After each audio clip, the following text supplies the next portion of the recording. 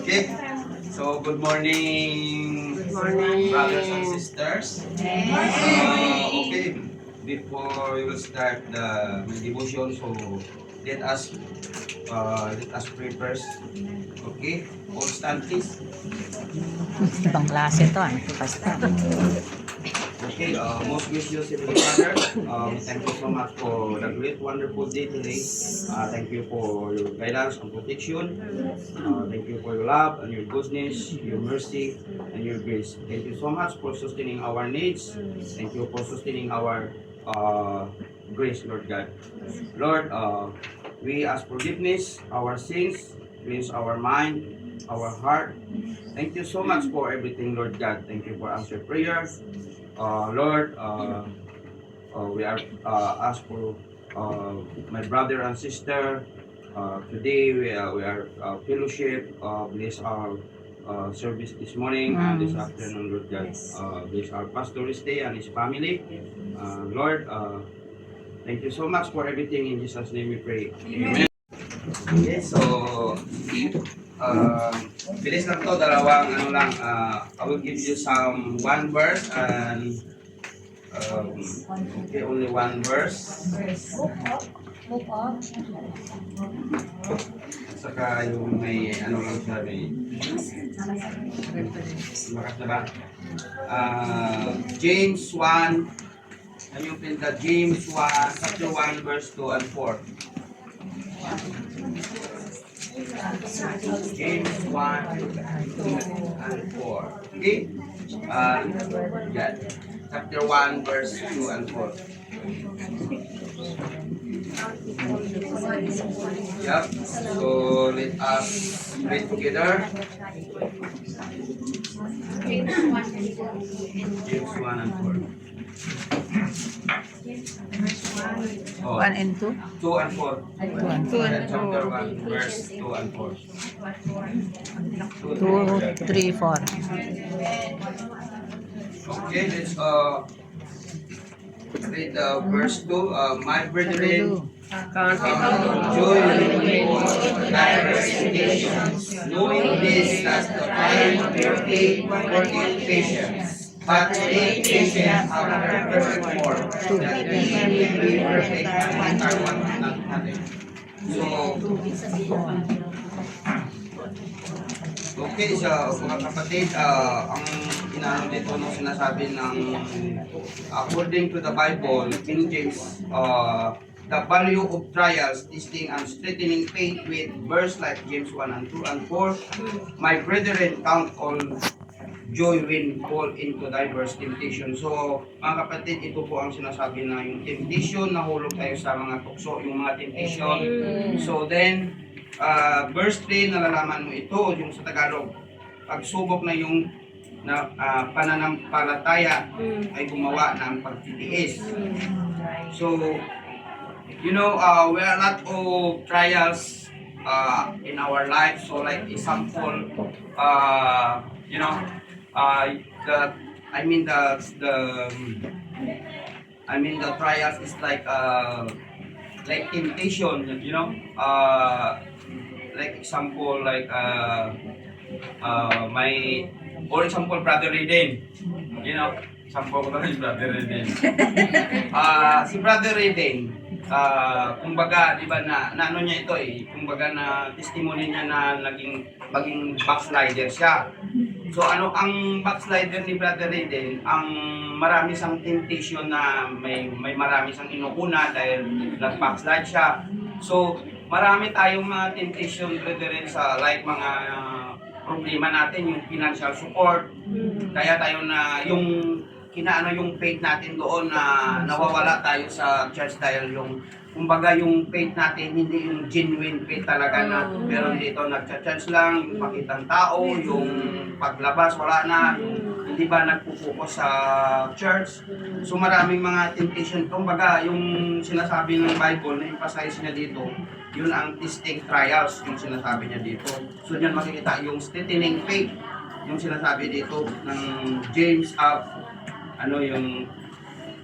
yung James 1 and 2, and 4. So let's go to the, I will give you something, the James 1 and 2, 4, ang sinasabi ng Bible, encourage believers to view trials an opportunity for joy and growth.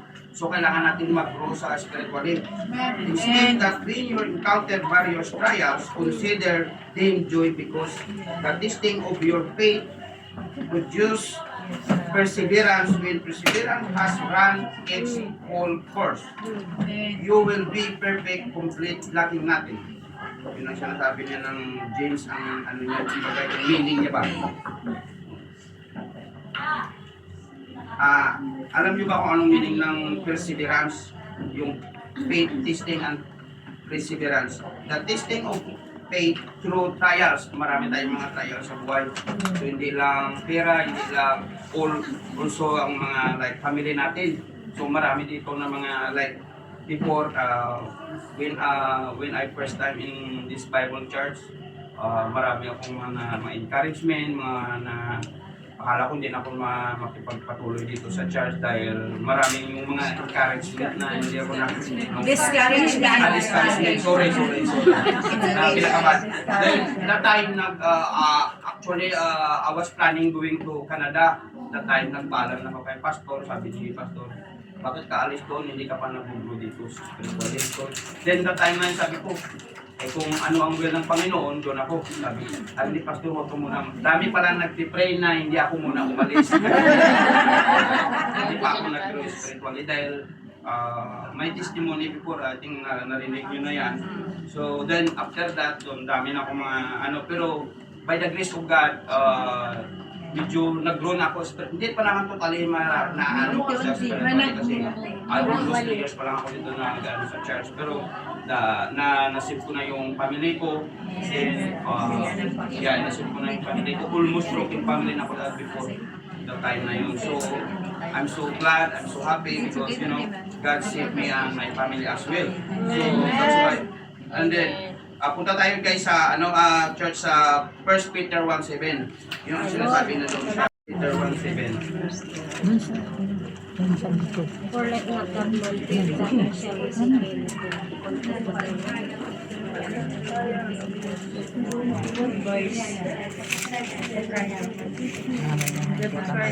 Okay, okay, I will read the first 1:7. 1:7. That the trial of your faith is much more precious than gold.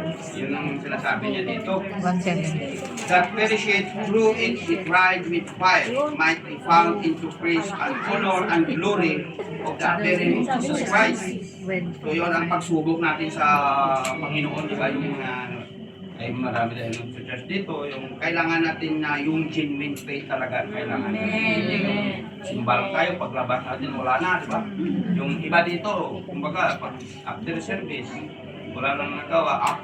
Supposed to be, hindi lang ang pagcha-church, hindi lang tayo mag-group, kundi mag-attend tayo ng Bible study. Before, talagang decide ko din na mag-attend ng like example yung dito yung prayer warriors. Hindi ko lang kasi na dahil pero may purpose ang Panginoon na si Sis Lilia, ginamit siya ng Panginoon hanggang nakadating ako ng morning. Kaya ang decide ko pa rin na pag lumipat kami ng Hong Kong site, gusto ko mag-attend ng Bible study ng Wednesday. So yun ang decide ko na kasi ang pag-grow kasi natin, hindi lang yung pag-church, hindi lang yung pag-Bible study. Kasi sa iba yung nagpipilosip, yung gano'n. Pero lahat kasi kung ano yung nakikita natin na doon tayo mag-grow kasi at saka be careful tayo sa mga friend natin na mga unbelievers kasi mahahatak tayo doon. Yun ang doon. Mas maganda yung kasama natin yung mga believers talaga. Kasi even na sabihin natin, hindi to, pero pag nakatang yung mga unbelievers, mas maganda kasi yung pero be careful tayo kasi believers na tayo. Huwag sa tao titingin sa Oo, Panginoon. kasi Manghihina ang tao sa lahat naman tayo hindi naman perfecto, but be careful tayo kasi believers na tayo. Sometimes, you heard like a social media, so maraming conflict dyan. So ako, nag-ano din ako, naging rin ako ng patawad minsan dahil may mga sinasabi ako doon. Pero, kaya nga, as long nag-grow tayo, lalo natin maintindihan. Yun ang sinasabi na, yung grow ka ng, yun ang ano doon. Yun. So, magbigay tayo palagi, everyday ng patawad sa Panginoon. So, yun ang sinasabi niya dito sa first, this verse, the 1 Peter 1:7, the Bible says, the precious of faith, comparing into gold that is refined through fire. It suggests that the trials and tribulation of life are a way to refine and purity faith, making it even more valuable and genuine. So yun ang importante, yung genuine pa lang, dyan mo na maano, no, kung ano yung faith mo sa yung iba. Ayaw ko na magsimba kasi kailangan ko yung pera. So hindi importante yung pera, ganoon din sa I want to share with you, Church. Actually, nung nag-fellowship kami kanila pastor, si Pastor Rizky, nagsabi niya, Brad, ready na sa by June kayo ng dalawa ni ano namin. So, nag-worry ako kasi alam yung bakit. Kasi kailangan ko yung tab.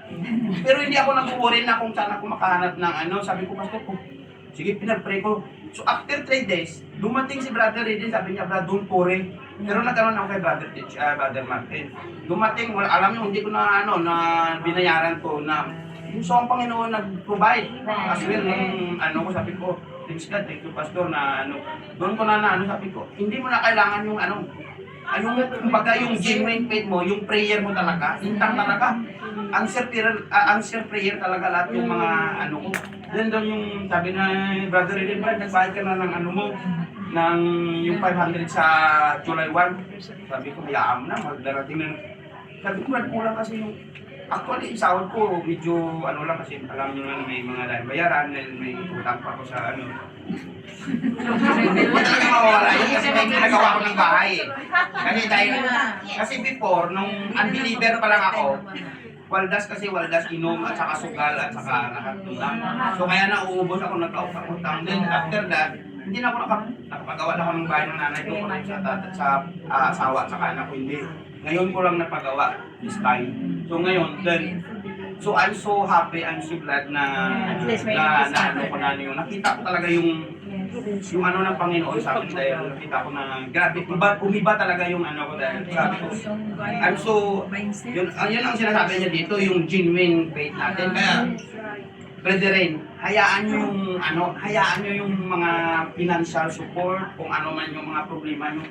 Hindi nyo isipin yung pera, isipin nyo yung pananampalataya nyo sa Panginoon, yung faith nyo talaga. Kasi hindi lang kasi tayo magsisimba, kundi mag-prayer tayo, mag-fellowship tayo. Kung ano man ang nakikita natin dito sa verse na inano ni Pastor, yun talaga ang i-guide natin kasi kung tayo mag-grow spiritually. At saka especially yung Bible study, very important talaga doon. Yun ang very important. Yun ang sinasabi niya dito sa verse. The Bible tribulation generally refers to a period of trouble. Sana yung distress or suffering, but it can also refer to specific future period intense hardship known as a great tribulation. The word tribulation is translated oppression, yung oppression. The word affliction, distress, trouble. Daming dito sa natin yung mga ganung bagay. According to Love of Fighting Ministry. So, ang oppression is justice, spiritual attack, yung mga spiritual na attack natin lang. Si Satan, alam na lahat niya yung mga attack sa atin. Kaya marami, sabihin mo ngayon, okay ka, pero bukas pag uwi mo mamaya, dami yung mga mangyayari sa atin. So, be careful tayo talaga. Itang daan nyo palagi yung spiritual. Kaya, so, the Bible also recognizes the spiritual oppression as a real phenomenon with demons attempting to exert influence, control over individuals. Marami minsan dito yung mga kaya sa social media, isa na yan, be careful tayo dyan.